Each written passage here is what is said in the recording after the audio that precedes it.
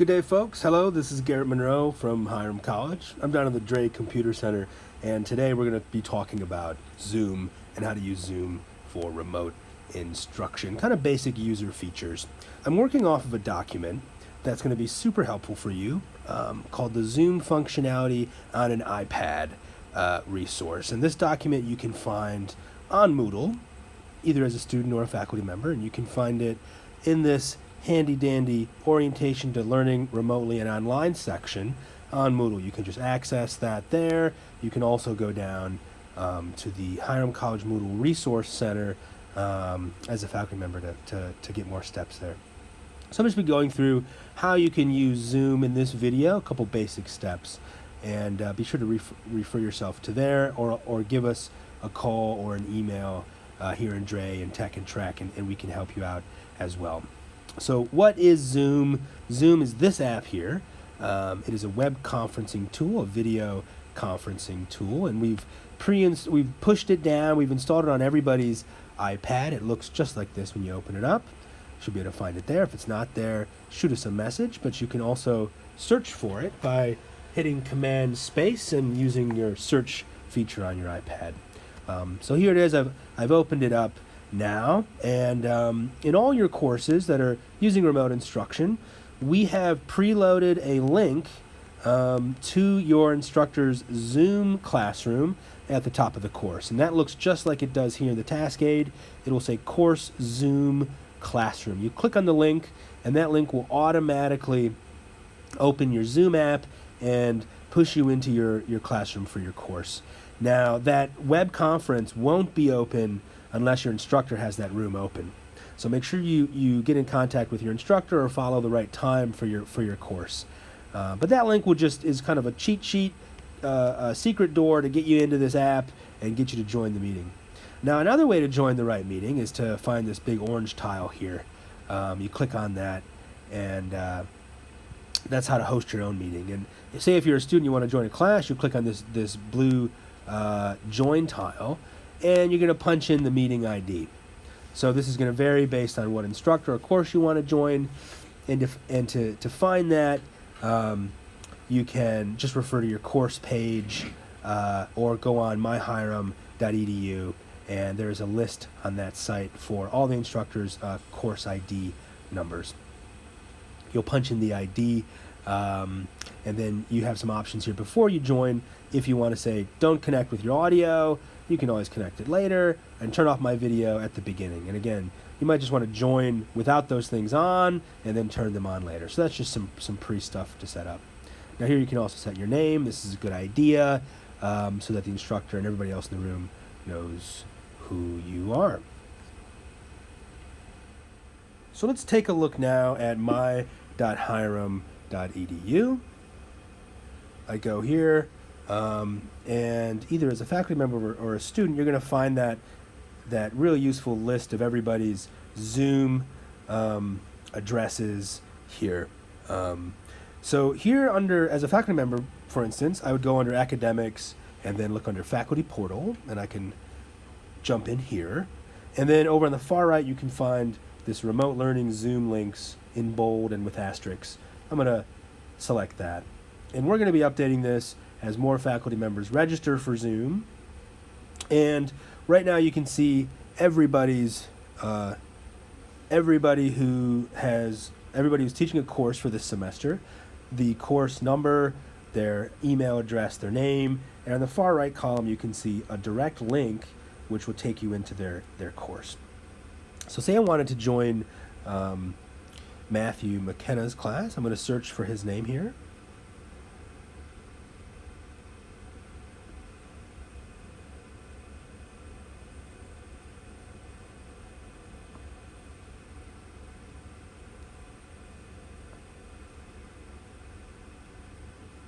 And it's not coming up.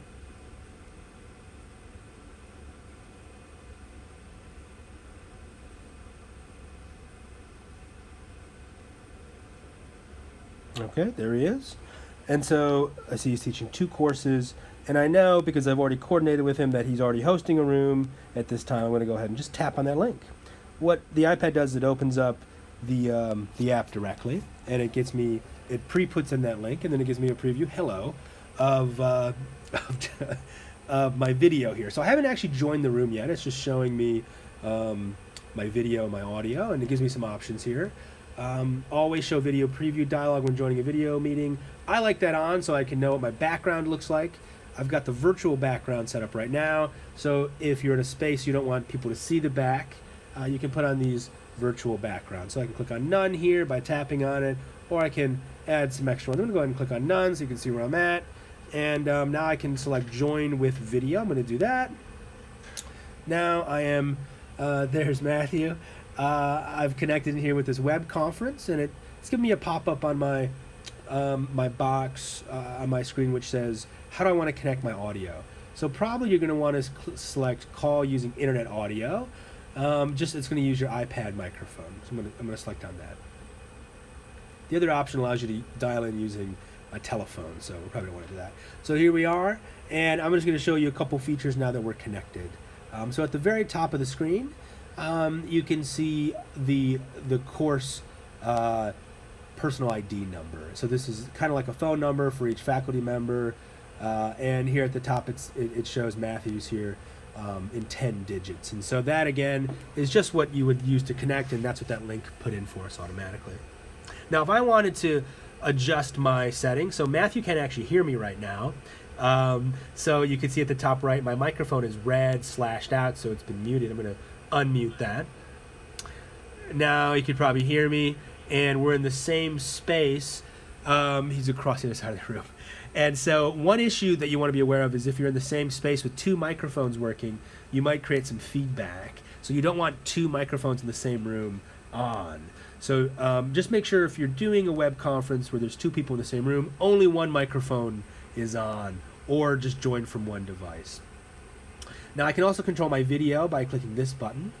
I can click stop video if I don't want to be sharing my video, and that's, however your course or group is deciding to set up kind of etiquette or rules and expectations for doing online learning. You might want to say everyone should have their video on. Or you might say, you have choice, or it depends.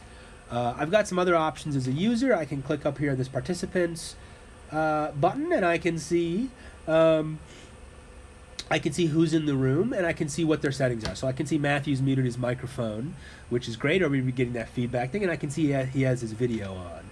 I can also come down here and select chat, and I can chat with individuals such as everyone or just Matthew. And I can also select over on the far right, I'm going to close out participants. On the far left here, I can switch my camera, so I might show off, where I'm at or what I'm doing if I'm in a, site-based learning. So now I've got my forward camera being used, and this could be handy. You can get imaginative with how you want students or instructors to be utilizing the great dual camera feature hardware on the iPad. Now you can also click this grid view button. I really like this button, and this lets me see all the different people aligned in kind of a grid game show style, Brady Bunch style, a little bit of a dated reference, view of who's in the room. Now this is going to change, or you might adjust this based on kind of what mode you're teaching in or learning in. So on the far up right, this middle button, this green button, share content, is where you can share resources with whoever's in the space. So you could open up a whiteboard, for instance. Let me do that real quick. And you can do this as a user or an instructor. And now I can draw and doodle and diagram and outline or do math problems or whatever it is you're doing, so everybody can see what's going on. Matthew, can you see my whiteboard right now? Yes, I can. Okay, awesome. And let's talk about the other options here.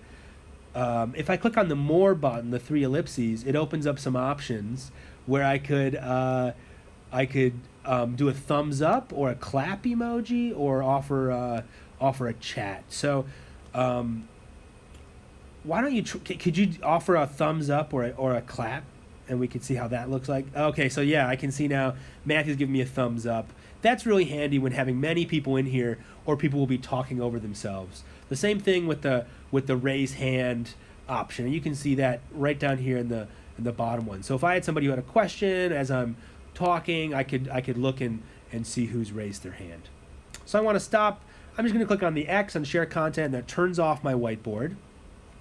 And then another way of doing this is to click on share screen. So the very top option is share screen, and that's going to allow me to say, for instance, open up a website or a PowerPoint or a presentation, and then anybody in my conference can see what's going on, and I can deliver that content. I'm not going to do that now, just because we're recording our screen for the iPad for this movie, and so I can't do both at the same time. But this gives you a basic rundown visually of how to use Zoom from a user or even an instructor point of view, where to find resources, a walkthrough on the Moodle Resource Center, and links to everybody's Zoom ID numbers. We're here to help you figure this stuff out.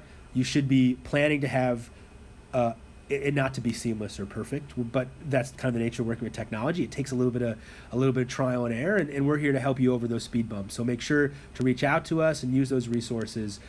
We're excited to be making this thing work and as easy as possible for you. So thank you, and we'll talk soon. Thanks, Matthew.